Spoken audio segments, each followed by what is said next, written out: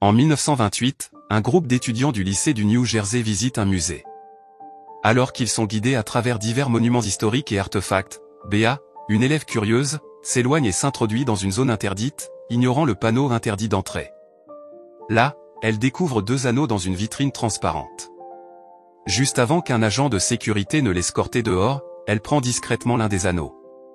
Alors que le groupe quitte le musée, Béa s'arrête pour admirer l'anneau volé et est soudainement percutée par une voiture d'Usenberg. De nos jours, Cole et sa mère emménagent dans leur nouvelle maison récemment achetée. Cole est immédiatement frappé par le charme classique de la maison. Ce soir-là, pendant le dîner, ils entendent un bruit fort venant de l'étage. Lorsque Cole va enquêter, il trouve un cadre photo qui est tombé du mur de sa chambre.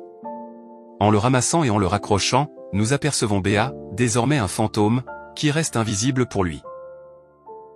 Le lendemain, après l'école, Cole, qui est encore en deuil de la perte de son père, se souvient des bons moments qu'ils ont partagés. En se changeant dans sa chambre, il découvre un compartiment secret dans son placard contenant un vieux photo-album de Béa.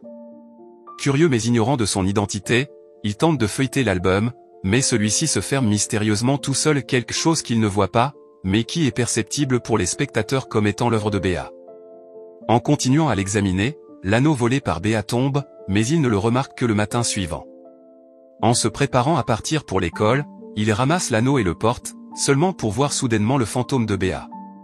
Surpris, il panique et tombe, faisant glisser l'anneau de son doigt, ce qui fait disparaître Béa. Il réalise qu'à chaque fois qu'il porte l'anneau, Béa devient visible pour lui.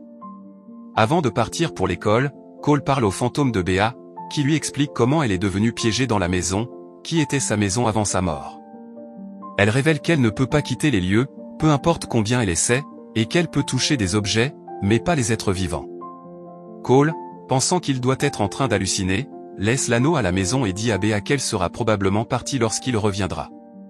À sa grande surprise, lorsqu'il remet l'anneau après l'école, Béa est toujours là, l'attendant dans sa chambre. Jour après jour, Cole et le fantôme de Béa se rapprochent, développant une amitié qui devient rapidement indissociable. Un jour, ils décident de se promener, et Béa réalise, émerveillée, qu'elle peut enfin quitter la maison grâce à l'anneau que Cole porte maintenant. Ils se rendent compte que l'anneau avait lié son esprit à la maison, mais désormais, où que l'anneau aille, elle peut le suivre.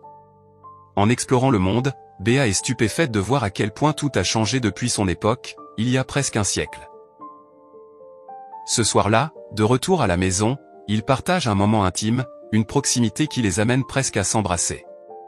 Mais Cole se retire, se souvenant que Béa est, après tout, un fantôme. Leur lien se renforce, et Cole l'emmène même à son école, la même école que Béa fréquentait dans les années 1920.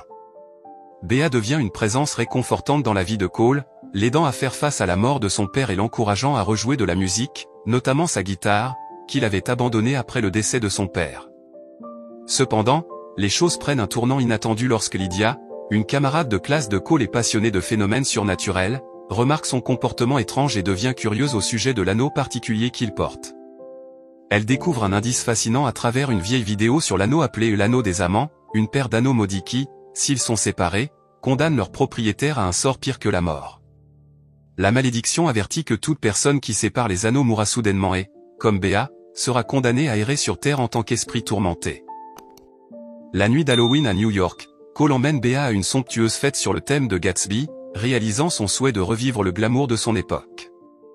La magie de la soirée, combinée à leur connexion grandissante, permet à Béa de devenir tangible et visible à nouveau, lui offrant la possibilité de danser parmi les vivants. Dans un moment chargé d'émotions, ils partagent leur premier baiser, transformant leur amitié en une romance tendre et inattendue. Ce qui avait commencé comme un lien platonique a fleuri en un amour qui transcende la vie et la mort, les laissant tous deux se demander quel avenir les attend. Lydia partage sa découverte avec Cole, expliquant qu'un fantôme peut devenir visible et tangible une fois par an, lors de l'anniversaire de sa mort, pour régler des affaires non terminées. Cette révélation explique pourquoi Béa s'est matérialisée lors de la fête Gatsby d'Halloween, l'anniversaire de sa mort. Lydia révèle également qu'elle a retracé l'origine de l'anneau de Cole jusqu'au musée d'histoire ancienne de New York, où il doit être réuni avec son anneau correspondant. Elle insiste sur le fait que rendre l'anneau briserait la malédiction et libérerait Cole du hantement de Béa. Mais Cole hésite, rendre l'anneau signifierait perdre Béa à jamais, car elle franchirait enfin la frontière. Un jour, Bea tombe sur un message sur le téléphone de Cole provenant de Lydia, qui révèle tout. Lorsque Cole lui explique la situation, Bea accepte qu'ils doivent réunir les anneaux. Elle réalise qu'avec le temps, Cole vieillira et finira par mourir, tandis qu'elle resterait un fantôme, coincé dans le néant. Cependant, lorsque Cole admet que l'enchère pour l'autre anneau a déjà eu lieu, rendant presque impossible la réunion des deux anneaux, Bea devient furieuse. Elle se sent trahie qu'il lui ait caché cela et lui ordonne d'enlever l'anneau et de la laisser tranquille. Abattu, Cole se confie à sa mère au sujet de sa profonde solitude et du chagrin qu'il ressent encore pour son père, ce qui commence à affecter ses résultats scolaires. Dans un dernier effort, Cole contacte le musée responsable de l'enchère, se faisant passer pour l'acheteur de l'anneau correspondant. Il apprend que l'anneau n'a pas encore été expédié, et il se précipite pour annoncer la nouvelle à Bea. Avec l'aide de Lydia, ils partent pour New York afin de récupérer l'anneau avant qu'il ne soit envoyé à l'acheteur. Au musée, Lydia attend dehors tandis que Cole et Bea s'introduisent en douce. Après une recherche tendue, ils trouvent la boîte contenant l'autre moitié de l'anneau. Lorsque le moment vient pour Cole d'enlever son anneau pour réunir les deux, les émotions sont intenses. Bea lui donne un dernier baiser sincère avant qu'ils ne réunissent les anneaux. Dans un retournement surprenant, nous sommes ramenés dans le passé, où il est révélé que Bea n'a jamais réellement volé l'anneau, elle l'a remis en place lorsque l'agent de sécurité l'a confronté. Nous découvrons également que Bea n'a pas été percutée et tuée par la Duesenberg après avoir quitté le musée. Le film se termine par une scène douce amère où Bea, toujours dans le passé, s'éloigne de ses camarades lors d'une nouvelle visite du musée pour regarder Cole jouer dans le présent. Dans un théâtre vide, il joue une chanson bouleversante sur sa guitare. Sa musique remplit le silence, transmettant chaque sentiment non exprimé entre eux, et tandis que Bea écoute, des larmes coulent sur sa joue, un adieu silencieux à la connexion qu'ils partageaient à travers le temps. Avec cela, nous arrivons à la fin de ce résumé. Si vous avez aimé, cliquez sur j'aime et abonnez-vous pour plus de résumés de films romantiques.